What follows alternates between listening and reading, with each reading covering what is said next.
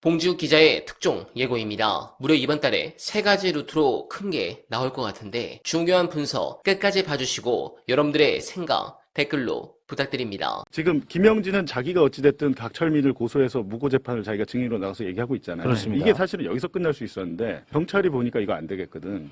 그래가지고 이제 이거는 지금 어떤 수사를 하고 있는 거냐면 이 뭐 이재명 대통령을 비롯한 이 피해자들한테 야 박철민 저 우리가 처벌해줄게 얘기 좀 합시다 뭐 조서 씁시다 이게 아니고 당시에 박철민의 단독 범행이 아니라고 보이지. 지금 제가 말씀드렸지만 박철민이 지어서 한 게 아니고 검찰에서 이게 이런 정도로 이재명을 잡기 위해 설계가 됐다고 했잖아요. 그리고 대선 기간에 폭로를 했던 것도 지금 본인의 아버지가 국민의힘 전직 시의원이고 성남시 의원이고 당시에 장영하 변호사도 국민의힘 소속이었고 또 다른 국민의힘 관계자가 있는데 저희가 이제 취재하기로는 실명을 못 밝히겠는데 국민의힘 중진 의원이 한 명 있습니다. 중진 의원이 있어서 예를 들면 그 뉴스타파에서 보도를 했습니다만 박철민의 그러니까 양어머니를 시의원으로 공천했잖아요. 원래 떨어뜨렸다가 공천했는데 경기도당 거기 성남시니까 성남시 의원은 경기도당에서 결정을 해야 되는데 경기도당에서 결정을 못하고 그거 다 관계자가 얘기를 했잖아요. 중앙당에서 전화라고 하는데 그러니까 이게 국민의힘 본진까지 연결이 된 사건. 그러니까 지금 경찰이 하려고 하는 게 그 배우와 몸통을 찾고 있는 겁니다. 지금. 그래갖고 제가 이제 오늘 갑자기 와서 이거는 설명을 해야겠다라고 해서 온 건데 이게 지금은 뭐 이제 국정조사다, 뭐 국정조사 특검이다 이렇게 가겠지만 한 축으로는 사실은 우리가 검찰에서 도대체 어떤 짓을 벌였는지가 굉장히 궁금하고 그 검찰과 예를 들면 국민의힘이다. 국민의힘의 배우 몸통이 있는데 본진에 누구냐 그게. 라고 하는 게 이제 대통령은 이 조폭연루서라고 대장동 그분으로 사실상 대선판을 이 뒤집어졌다.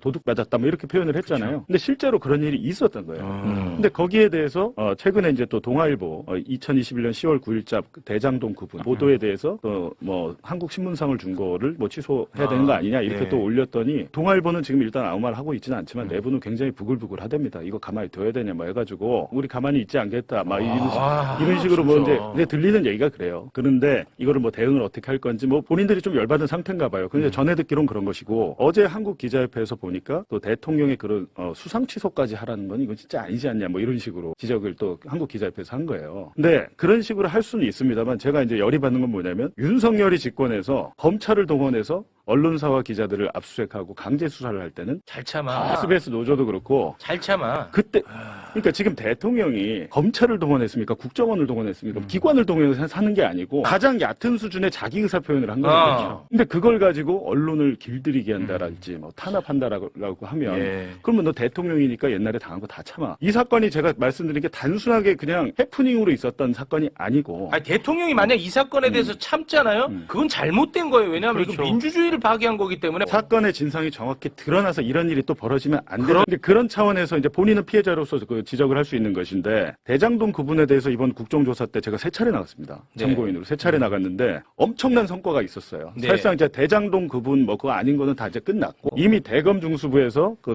대장동 대출 브로커 그러니까 윤석열이가 그 대출 브로커 봐준 거 그 증언까지 그 다 나왔잖아요.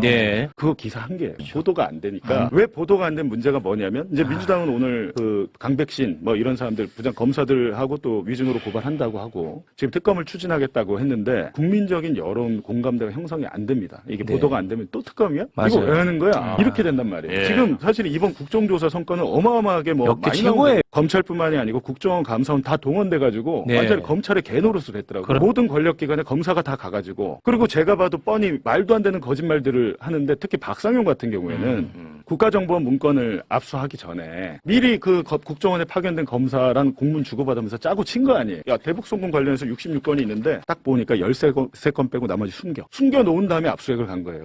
이 사실이 지금 정확하게 드러났잖아요. 이렇게 드러나고 리오남이 없었다는 것도 국정원에서 다 확인이 되고 했는데 제가 그 자리에 앉아보니까 이제는 국민의힘이 윤석열이는 당선되자마자 국정원에 검사 보내가지고 장악해가지고 서해공무원부터 시작해서 다 틀을 설계를 했잖아요. 이제는 국민의힘이 국정원을 못 믿겠다라고 나오는 거예요. 국정원을 부인하고 있어요. 부정하고 자기들이 그렇게 써먹던 국정원. 그래서 국정원 직원이 정말 열변을 토했잖아.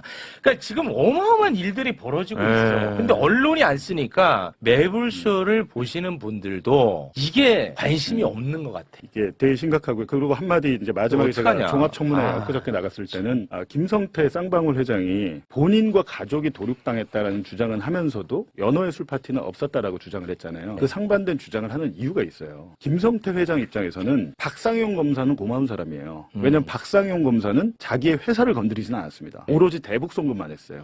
근데 그날 청문회 왔던 이윤환 검사로 이윤환 여기가 이제 뭐 주가 조작부터 해가지고 자기 그 뭐 동생 처남 뭐 이렇게 다 잡아놓고 아주 아장될 것 같이 했던 그게 이윤환 검사인데 재밌는 것은 중간에 한 20분 정도 쉬는 시간이 있었어요. 그래서 이렇게 같이 어쩌다가 엘리베이터를 같이 타가지고 김성태 회장이랑 그래갖고 그 국회 소통관 앞에서 담배를 한 2대를 같이 폈어요. 담배도 없더라고. 딱 두니까 좀 굵은 담배 없냐고 또 제가 물어봤어요. 그래서 아니 뭐 이게 어떻게 된 거예요? 뭐 이렇게 물어봤더니 일단은 이윤환 검사에 대해서는 저거는 인간도 아니요. 라고 하면서 박상용이도 마찬가지지. 이렇게 얘기를 해요. 박상용이도 마찬가지지.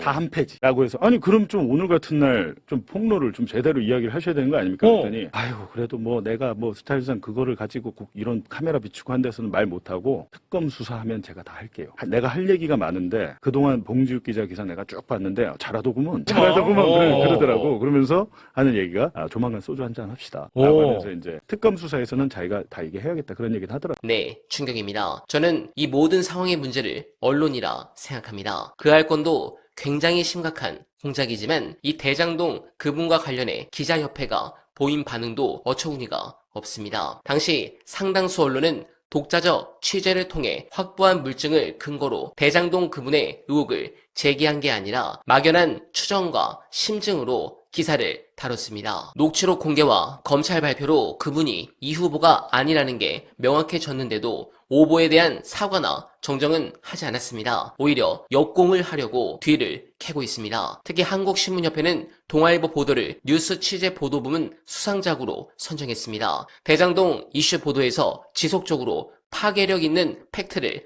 발굴했다는 이유였는데 그분 보도가 오보인 사실이 밝혀진 상황에서 조용한 것을 보면 그들 역시 검찰과 공범이 아니었는지 의문이 제기됩니다. 잘못된 보도에 상을 주며 격려하는 건 부적절하다는 게 당연한 반응입니다. 세계적으로 신뢰받는 언론들의 공통된 원칙은 오보에 대한 신속한 정정입니다. 사실관계가 틀렸는데도 오류를 바로잡지 않는 건 독자들에 대한 기만으로 보기 때문이고 결국 언론사가 문을 닫게 될 중대한 이유이기 때문입니다. 언론이 국민의 신뢰를 받으려면 잘못된 보도를 바로 잡는데 그치는 게 아니라 오보가 발생한 경위와 조치, 재발 방지 대책까지 명확히 공개해야 합니다. 그것이 책임있는 언론의 자세입니다. 또한 이 언알바가 존재하는 이유 역시 바로 이 부분 때문입니다. 저는 미디어 비평을 시작으로 채널을 키웠습니다. 그러나 이제 저도 채널이 끝나가고 있음을 직감하고 있습니다. 가능하면 우리 이재명 정부가 정권 재창출을 하는 그 순간까지 하고 싶지만